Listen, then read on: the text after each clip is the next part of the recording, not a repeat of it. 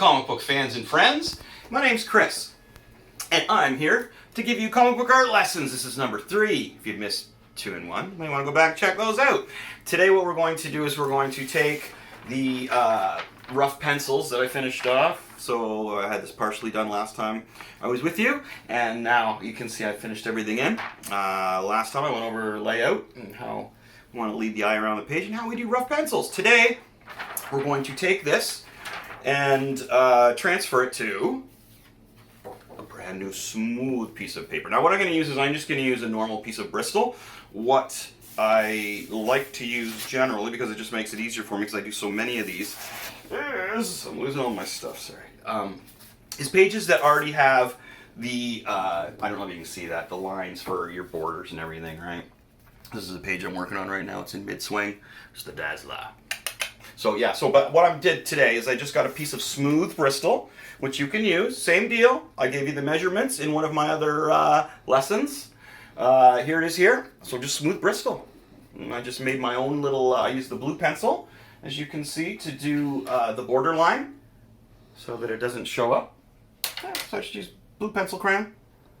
Can't remember the measurements, but it's in my earlier video there, okay? Now, what I'm going to show you how to do is transfer your picture over, as I mentioned, but you're going to need a light board or light pad, which $30, I think, something like that. They're not that expensive. You don't have to get a huge one. This one's a little small, but it works. You can, like, put it up against the window with your page. It will show through, but this is the professional way to do it. And that's what I'm doing here, showing you the professional way to make an indie comic book, my friends. Okay, let's get started.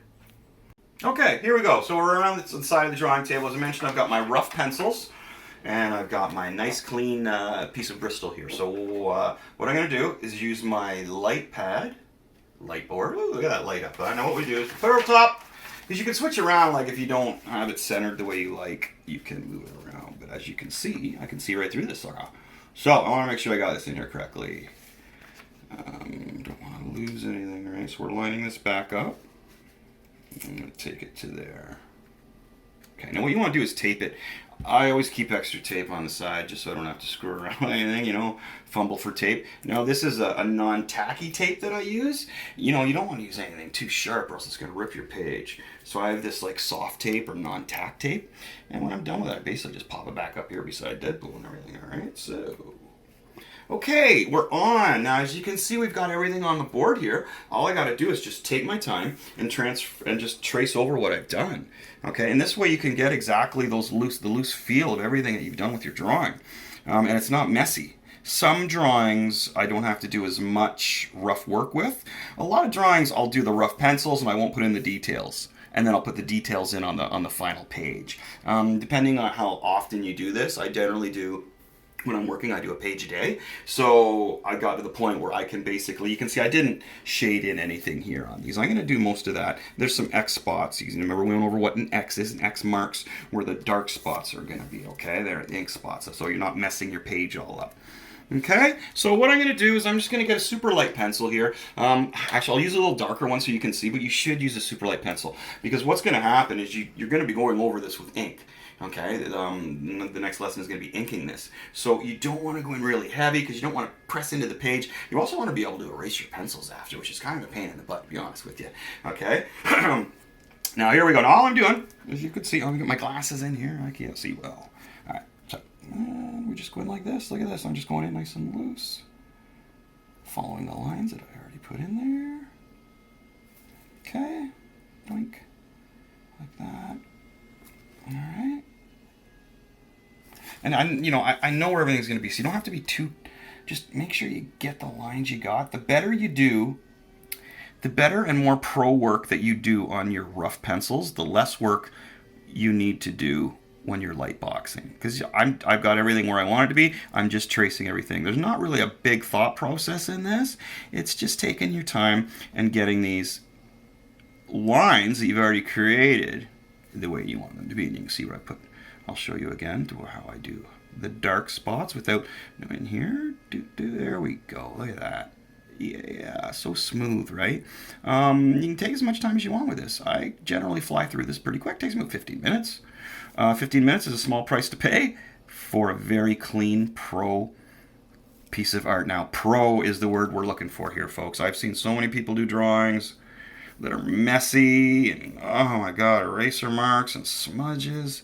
You want a clean piece of work. But see how, again, it's just light pencils, because you're going to go over this with your ink after, depending on how suave you are with your inking and how experienced you are, right? You may want to go in real slow like this and make sure that you get every little detailed spot in there, right? Just put a little X where that shit's going to be X. That's going to be all X stuff. So basically, this guy is going to be, this is the Dark Preacher from the comic book Skeletron, as we went over before. And, it's a big wrestling scene, which I'm having a lot of fun drawing this issue 3. I've had a break from it, though, because I've had a whole bunch of commissions coming in, which is awesome. I love doing commissions. So I've had to take a little bit of a break from issue 3. So as you can see, I'm just going over top of all these lines, and we're just bringing them in nice and lightly. And when we turn off light box, you can see it's starting to come in, right? Really rough, really rough. So I got to go over the whole page and do this. As I said, it just takes like 15 minutes. Really doesn't bother me. Small sacrifice to pay for a perfect, clean piece of artwork, okay? So next week, I'm going to do something a little bit different. Next week, we're going to work on inspiration, and we're going to go down to the one of my favorite local comic book stores here in Kingston, Ontario. We're going to go down to Nexus Comic Books, right downtown Kingston. We're going to talk to my buddy Adam, who is the most knowledgeable person when it comes to comics that I think I've met in my life. He's a super rad dude. So we're going to visit with him down at Nexus. I've taught lessons down there before, and that's where I go to get a lot of my comic books, especially the dollar bins. Dollar bins are great. So we're going to talk about indie comic books. We're going to talk about your LCS, your local comic book store, and how important they are, and inspiration, because you got to have inspiration to draw, right?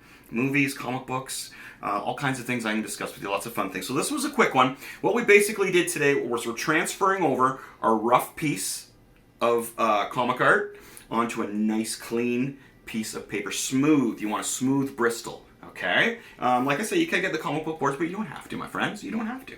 You really don't, okay? So if you want to check out more pictures and fun stuff and videos about me, you can find me on Facebook under Machete Comics. You can find me on Instagram under Mr. Machete. Yeah, those two. Oh, and YouTube. YouTube, we have Chris Machete Music, if you're into learning music. And we have the Chris Machete Show, which is where you find these videos. Also, I'm doing these for the Dean Blundell Show. Again, thank you, Dean and Brent, for having me on. Stoked to be a part of the family. This is lesson 3, my friends. Stick with it. If you have any questions or anything that you really want to learn, put it down below. The best way to stay in touch and get questions answered is by asking. On here, on Instagram, on Facebook, whatever you want to do. So this was a quick one. We're basically just tracing, taking our time.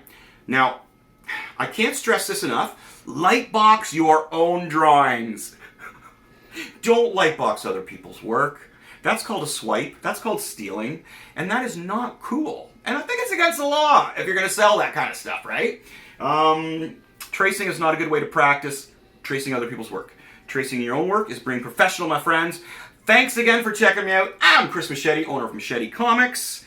And have a good one. Read some comics.